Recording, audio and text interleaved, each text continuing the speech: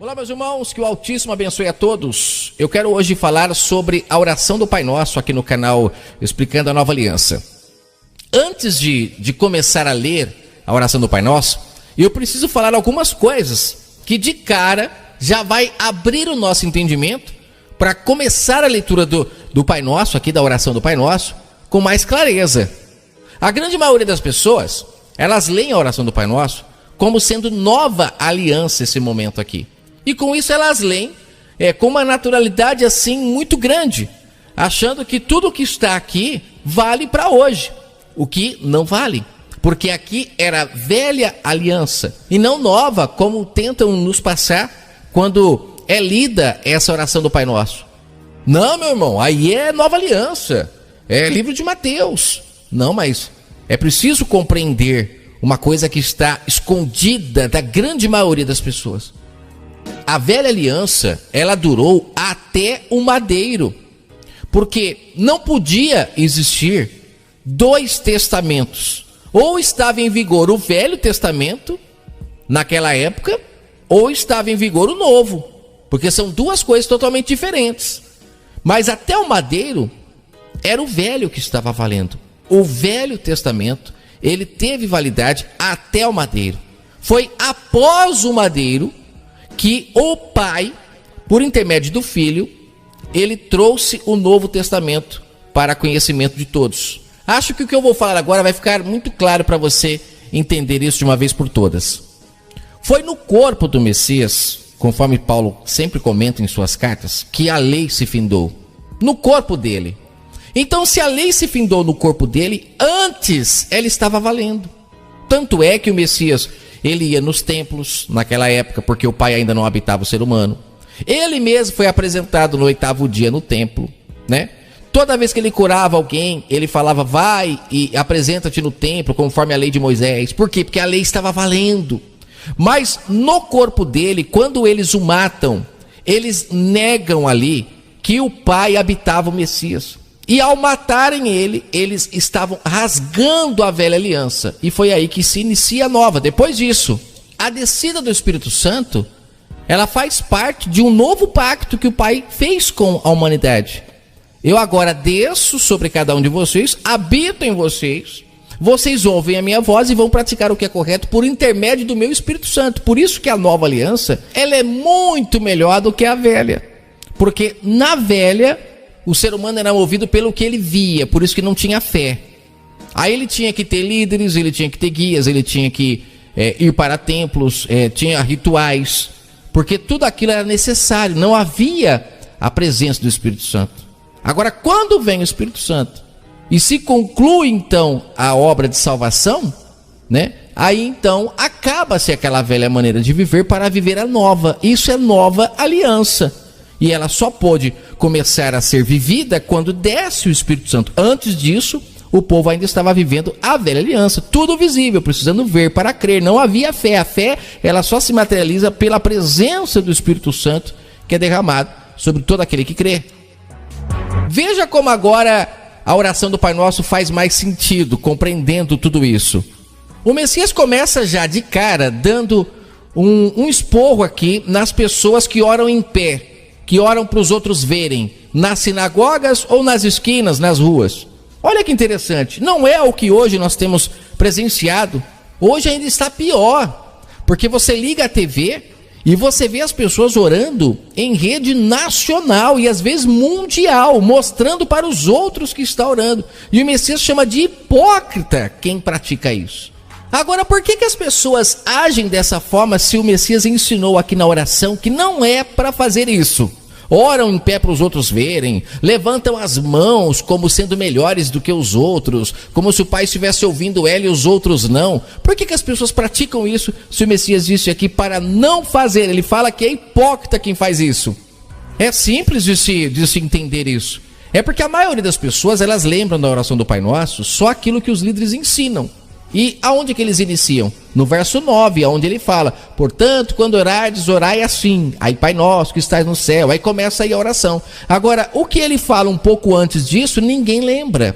Ninguém lembra. Por isso que o Messias falou em Mateus 23 que muitas pessoas estão aí hoje como guias, mas levando as pessoas para abismos. E quem segue essas pessoas cai no mesmo abismo que ela. Ou seja, ficam tão obscurecidas quanto a verdade quanto essa pessoa está. E com isso o reino do Pai continua fechado para essas pessoas que seguem um cego. Olha, então, se a gente começar a ler um pouco antes aqui então, onde eu estou começando, ele critica quem ora em pé, quem ora para os outros verem. Eu gravei esses dias uma mensagem quando Paulo fala em Romanos 8 que nós não sabemos orar. Isso é nova aliança.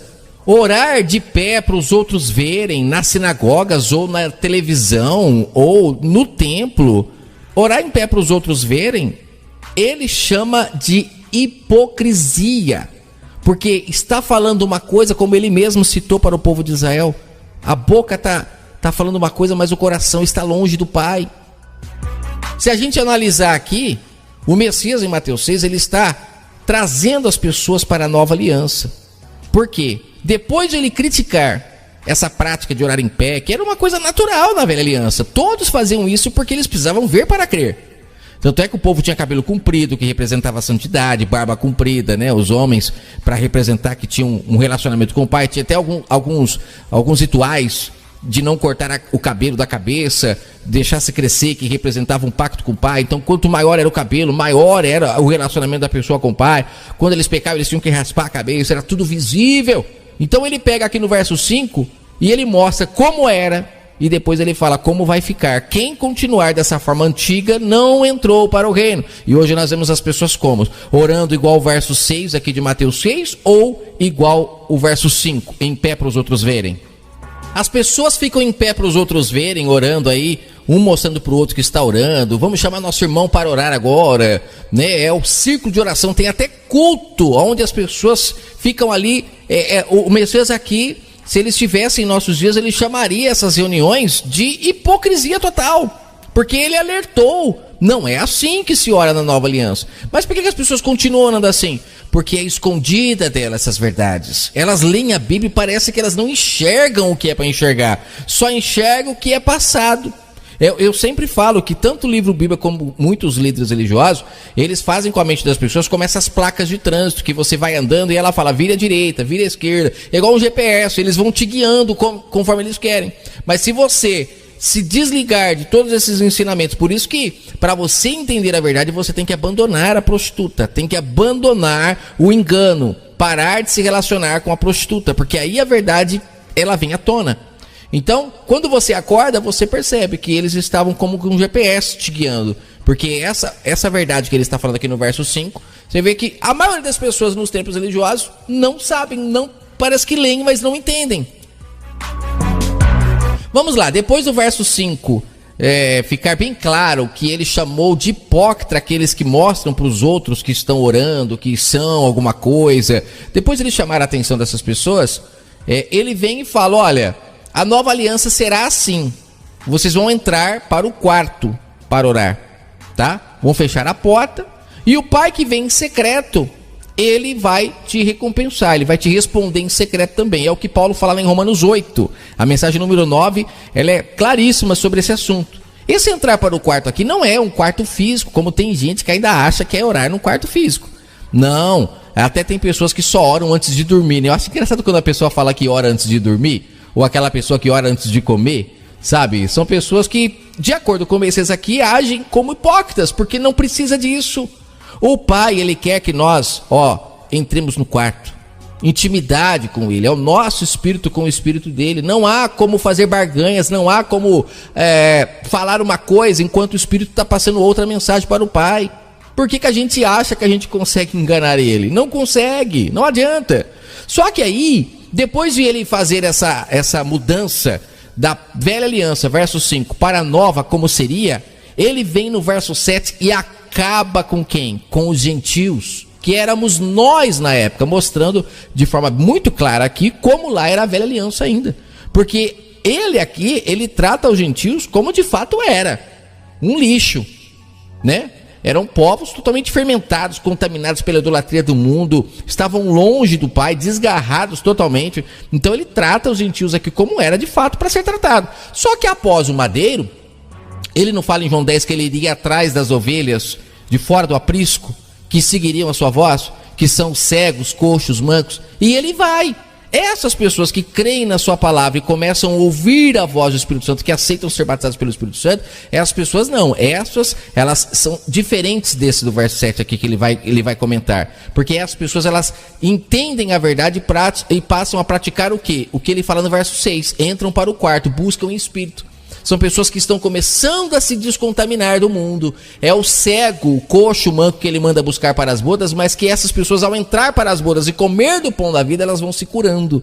Então aqui no verso 7, ele mete fumo no povo, que ele fala: parem de ficar usando de vãs repetições para falar com o Pai, porque o Pai não é louco para que vocês precisem ficar repetindo toda hora a mesma coisa. Ele não tem amnésia. Ele não esquece do que foi falado. E essas pessoas então que gritam para falar com o Criador, que usam microfones para orar, por quê? É para se mostrar para os outros, é hipócrita, porque diante do Pai não precisa disso. E o Messias aqui está falando, quem ainda pratica isso é porque ainda é um gentil no sentido de podre, sujo, tá fedendo, tá longe do Pai, não compreendeu sua verdade ainda, não comeu do pão. Olha só como era a velha aliança. No verso 8 ele fala: não vos assemelheis a quem? Aos gentios. Não vos assemelheis a eles. Ele fala assim: o vosso Pai sabe o que você precisa antes de você pedir. Pare de ficar repetindo. E não é isso que acontece nos templos. Hoje em dia você vai nos cultos, são as mesmas orações, são as pessoas pedindo oração. Aí é o líder que ora, é sempre a mesma oração, são sempre as mesmas coisas. Tem campanhas de 7 dias para as pessoas irem, para pedir as mesmas coisas. Será que eles não perceberam que se elas mudarem as suas vidas, tudo vai mudar? Não é ficar repetindo as mesmas coisas que vai fazer o Pai mudar de ideia e mudar a consequência de algo que aquela pessoa fez. A consequência é inevitável, todos passam. Não está escrito que o Pai ele pune quem ele ama? Então as consequências é uma punição que o Pai dá de forma natural para que a gente se conserte e corrija os nossos erros. Quando a gente fica pedindo: Pai, não deixa, não faz, muda essa causa, muda essa situação, a gente está pedindo para Ele parar de nos corrigir. E com isso a gente deixa de crescer. É um absurdo o que acontece dentro dos templos religiosos. Quando a gente não é punido pelo Pai, primeiro, a gente não é amado, quando não tem consequência dos nossos erros. Quando tem é porque o Pai, ele leu o nosso espírito, ele sabe o que está acontecendo, ele vai dar a punição. Não adianta, mediante você falar ou não falar, ele vai dar a punição que você precisa, e é através dessa punição que você está lavando as suas vestes no sangue do Cordeiro, para se purificar cada vez mais, até chegar à perfeição que o Pai quer. Então toda a punição que o Pai dá é por amor, para que a gente cresça, mas no sistema eles dizem que é o diabo. E aí as pessoas não conseguem entender que é o Pai que está punindo para que ela cresça. Logo depois, então, no verso 9, ele começa a oração, que é uma oração em espírito. Ele acabou de falar de entrar no quarto, mas aí a gente vê muitas pessoas repetindo essa oração. Quando a gente está na Nova Aliança, a gente entende as suas palavras aqui. Essa sensação de Pai Nosso que estás no céu não é para falar, é você sentir que o Pai de fato está no controle de tudo. Você se lembra daquele momento que o Messias ressuscita Lázaro? Que ele fala: Pai, eu sei que sempre tu me ouves, mas só vou fazer o que vou fazer aqui agora para que as pessoas creiam. É o verso 42 de João 11. Ali ele ora em voz alta, para que as pessoas creiam que o Pai o enviou, mas não precisava. Não precisava, porque ele em espírito, isso é o que ele falou para a mulher samaritana: buscar o Pai em espírito, ninguém precisa ver. Não é nas esquinas, não é, sabe, nas sinagogas, não é nem no quarto físico, porque ele usou o exemplo do quarto físico aqui para um povo que precisava ver para crer. Mas é em espírito que as coisas acontecem. Então quando ele fala Pai Nosso que está no céu, é o Pai que controla tudo, que está sob o domínio de tudo. O teu nome é santo. Se é em espírito, ele sabe qual é o nome. Nós não precisamos falar, pronunciar, porque vira uma guerra, vira outra religião, essas coisas. Aí ele fala: vem o teu reino. Olha só, se você ler aqui como Nova Aliança, você vai achar que o reino dele ainda vai vir, como muitas pessoas pensam assim. Não, a Escritura tem várias passagens que falam que o reino dele já iniciou, né, no momento em que se iniciou a pregação da verdade. O reino dele começou a ser trazido para a terra, Mas ele só se conclui de fato na descida do Espírito Santo. Até o momento da descida do Espírito Santo era o anúncio do reino. É interessante entender isso. Esse pão nosso que ele fala, que é para cada dia ser dado, tem gente que atrela isso daqui ao sustento do dia a dia, né? A pessoa trouxe o pão para casa, o pão nosso. Não, na verdade esse pão aqui é as bodas. Que aquele que entra para o quarto, que busca o Pai em Espírito, ele participa desse banquete todo dia. Que é o banquete para que você não se contamine com os enganos do mundo. Então, esse pão nosso aqui é o banquete diário daquele que nasce do Espírito. Não é físico, né? E aqui ele não está falando de um pão literal. Ó, verso 12. Perdoa as nossas dívidas assim como nós perdoamos os nossos devedores. Lembra da parábola do credor incompassivo? As nossas dívidas são perdoadas, os nossos pecados, aqui fala dívida, é pecado. Eles só são perdoados quando a gente perdoa os nossos devedores, que é o que ele ensinou na parábola do credor incompassivo. Leia a parábola em Mateus 18 para você ver. O credor incompassivo é aquele cara que foi perdoado, mas não perdoou o próximo. Então o que o Messias estabeleceu nessa parábola? A partir de agora, como eu estou vindo para perdoar o pecado de vocês, então a partir de agora vai zerar. Quem voltar a praticar rituais para tentar se salvar, orar em pé, sabe, ficar se exibindo para os outros como sendo melhores e não agindo de fato como eu estou ensinando, esses estão onde há choro e ranger de dentes, para fora das bodas, não estão participando do pão. Esse pão de cada dia aqui a pessoa não come. Ela continua sendo religiosa, é aquele que fica confeccionando suas próprias roupas. Mas aquele que entendeu a mensagem, ela não pede mais perdão para o Pai. Ela simplesmente perdoa o seu próximo. Foi isso que ele ensinou na parábola do credor incompassivo. Ou não foi? Quantas pessoas que repetem, perdoa os meus pecados, assim como perdoo os meus devedores. Aí acaba de orar, chega uma pessoa que está devendo para ela, e ela fica quietinha. Não perdoa a dívida dele, não. Fica quietinha. Não, tem que me pagar, ué. Tá devendo.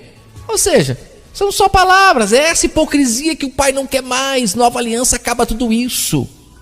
Para quem viu a pessoa ali orando, perdoa os meus pecados, como eu perdoo meus devedores, nossa, que pessoa santa. Mas na prática não é. Por isso que o Pai acabou com a velha aliança, não tem serventia mais. Ela é fajuta, é fraca, não tem verdade.